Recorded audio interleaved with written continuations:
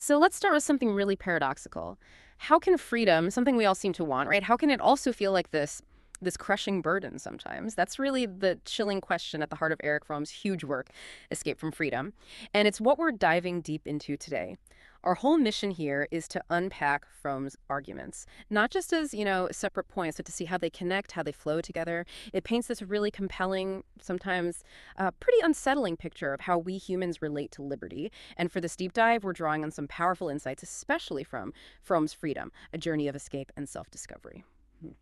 Okay, so Fromm challenges this basic idea that freedom is just there, static. He says, no, it's dynamic, it evolves with everything, society, economy, culture. Before we even get to the burden part, what did life, individual identity, what did that look like before this whole idea of personal freedom really took off? Right. Well, Fromm takes us back, way back to medieval society, really, to set the stage. He talks about how individuals were deeply embedded in these pretty rigid structures. Your family, your clan, the guild you're in, the church, the whole feudal system. He calls these primary ties. And the key thing is they offered a really clear sense of belonging, of identity, and importantly, security. Your place was pretty much set from birth. Okay, so you knew where you fit. Exactly. Yeah. And this creates what Fromm calls the paradox of security. Now, it sounds super restrictive to us today, obviously, but paradoxically, this lack of individual freedom offered immense psychological security. There wasn't much burden of choice about your life path, your beliefs, that kind of thing. So it minimized anxiety about standing alone, minimized fear of the unknown. Your identity wasn't something you had to, find or achieve. It was just given to you. It sounds like Fromm's describing this fundamental trade-off then. You get this profound security, but you trade away, well, individual identity as we know it. He uses this analogy, doesn't he? Like a big cage, maybe well-provisioned, but still a cage. All your needs met, future certain, never alone. But you can't leave. So if that's the comfortable cage where the individual barely existed as a separate thing, okay, here's where it gets really interesting, right? What were the huge shifts that started to, unbind us from that comfort? What broke the bars? Yeah, the great unbinding, as Fromm sees it. He points mainly to two monumental historical movements, the Renaissance and the Reformation. The Renaissance, for instance, you see this explosion of individual expression, a huge new focus on human potential, shifting away from just God-centric views to more human-centric ones. Artists, thinkers, explorers, they were asserting unique talents, individual desires. You see this nascent individualism starting to bloom. People begin seeing themselves as distinct from the group. Okay, so that's one force. What about the Reformation? That seems more about religion, but Fromm sees it differently. He does. It's a very nuanced analysis. He argues that, say, Luther's emphasis on individual faith, on having a direct line to God, well, yes, it broke the church's authority in many ways, but it simultaneously isolated the individual. Suddenly, the massive burden of salvation, that's entirely on your shoulders. It creates immense psychological pressure, maybe guilt, a sense of powerlessness before this all-powerful God. And Calvinism added another layer to that. Definitely. Calvinism, with its doctrine of predestination, the idea that your fate is already sealed from, argues that just intensified the anxiety. It fostered this restless, almost compulsive work ethic. People desperately looking for signs they might be among the elect. Wow, so liberation, but with a massive psychological cost. Exactly. That's what Fromm calls the birth of solitude and anxiety. As those old certainties, those primary ties crumbled, the individual emerges, yes, but feels profoundly alone, isolated.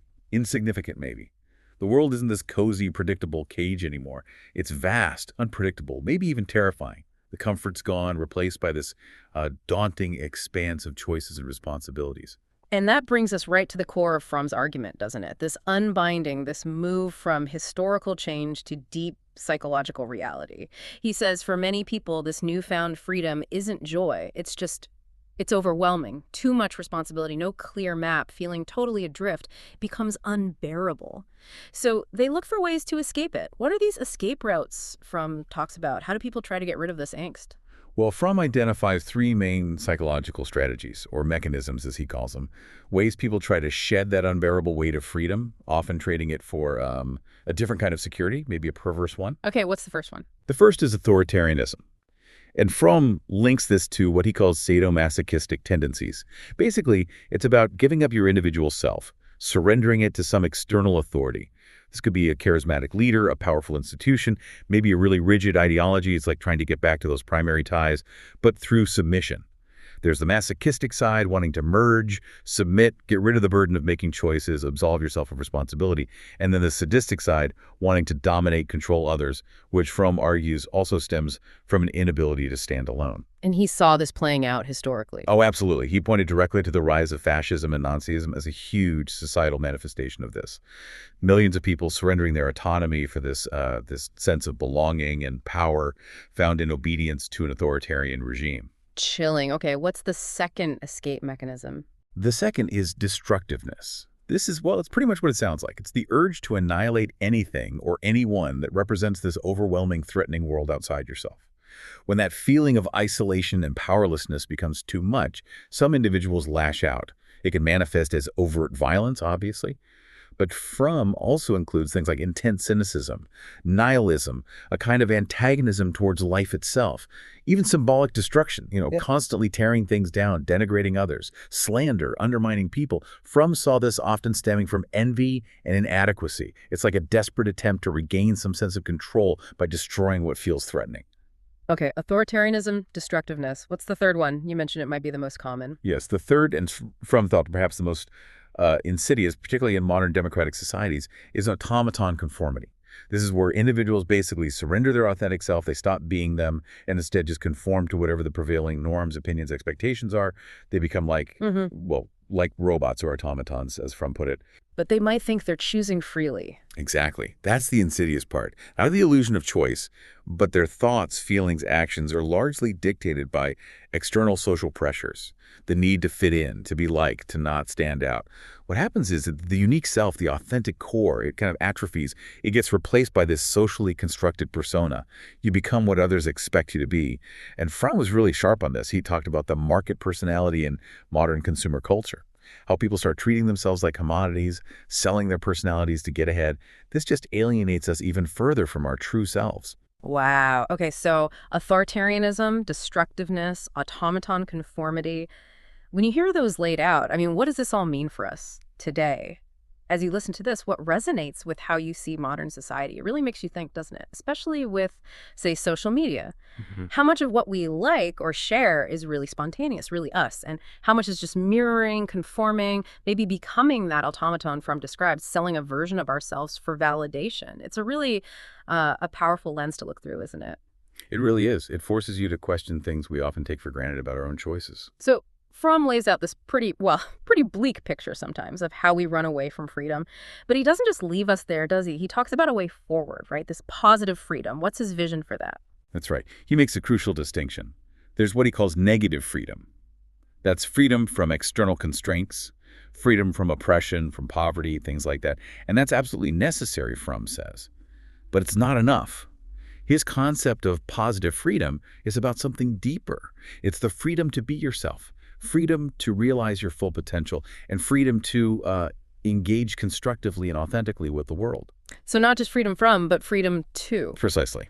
And at the absolute core of this positive freedom for Fromm is spontaneity. Spontaneity, like just doing whatever you want. Not quite in a chaotic sense, more like the capacity to express your genuine feelings, your real thoughts, your true desires, without constantly censoring yourself or conforming, acting authentically from your inner core. It's basically the complete opposite of that automaton conformity we were just talking about. Okay, that makes sense. So how do we achieve this? What supports this kind of positive freedom? Fromm highlights two main pillars, really. First, love, but not just romantic love or passive feeling. For Fromm, love is an active, creative power, is the ability to connect deeply with others while, and this is key, while completely preserving your own individuality and integrity. It involves care, responsibility, respect, and real knowledge of the other person. He called it a fusion without the loss of self. It overcomes isolation without sacrificing who you are. A connection that doesn't erase you. Okay. And the second pillar? The second is productive work. Again, not just working for a paycheck. Ferment work that allows you to express your creativity, use your skills fully, and transform the world in a way that feels meaningful to you. It's a way of realizing yourself, connecting with the world through your actions, putting your unique stamp on things. This is totally different from what he called alienated labor, where you're just a cog in a machine with no real connection to what you're producing. Right. So this vision of positive freedom, It sounds like it's really about self-realization, isn't it? About building integrity, living authentically. It sounds like it takes real courage, though, and a lot of self-awareness. It absolutely does. Yeah. It's not the easy path, according to Fromm. Escaping freedom is often easier, less demanding in the short term. Now, Fromm doesn't just keep this at the individual level, right? He connects our personal psychology, these escape mechanisms, to the kinds of societies we build. Hmm. How does he critique modern society in this light? What's the challenge he throws down? Yeah, he definitely draws those connections. Yeah. He critiques modern industrial society, and you could probably extend that to post-industrial society today, for often promoting that negative freedom we talked about, consumer choice, political rights, that kind of thing. Mhm. But, he argues, it simultaneously undermines positive freedom. Think about alienating work conditions, the pressures of mass conformity, the constant push to compete and consume. From then felt these things actually stifle our ability to be spontaneous, authentic selves. He kind of foresaw this danger, didn't he? That you could have a society with lots of superficial freedoms, but people could still feel deeply unfree inside. And what about democracy? Did he see a tension there, too? He did. He called it the democratic dilemma. While democratic societies are theoretically set up to promote freedom, Fromm warned they could paradoxically lead straight to that automaton conformity if we're not careful, if freedom just means doing what everyone else is doing. Hmm. Fromm, true democracy wasn't just about voting. It was about creating the conditions, social, economic, educational, where individuals could actually develop their unique potential. So implicitly, and often quite explicitly in his later writings, he's calling for pretty significant societal changes. Things like work that isn't dehumanizing, education that fosters critical thinking and creativity, not just compliance, and prioritizing real human connection over just accumulating stuff. It's definitely clear Firm isn't offering some kind of, five-step plan here. Easy answers are not on the table. His work makes it feel like this whole thing, this relationship with freedom, Yeah. it's ongoing, it's not finished. Absolutely. He called it an unfinished journey. And the temptation to slide back, to surrender freedom for that false comfort of security or conformity is always there. It's a constant struggle. I think Fromm's main goal, really, with Escape from Freedom was just to raise awareness, to help us see these forces at play.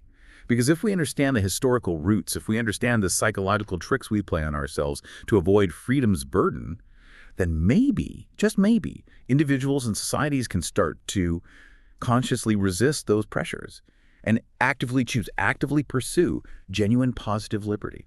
So when you boil it all down, Escape from Freedom, it feels like more than just analysis. It's almost a call to courage, isn't it? The courage to actually be yourself, the courage to connect authentically to love as he defined it, the courage to create through productive work, and maybe the collective courage to build a society where freedom isn't this terrifying burden we need to escape from, but where it's seen as, I don't know, a profound and maybe even joyful responsibility we can embrace together. That captures his hope, I think. A challenging hope, but a hope nonetheless. Fromm's Escape from Freedom really demands reflection, doesn't it?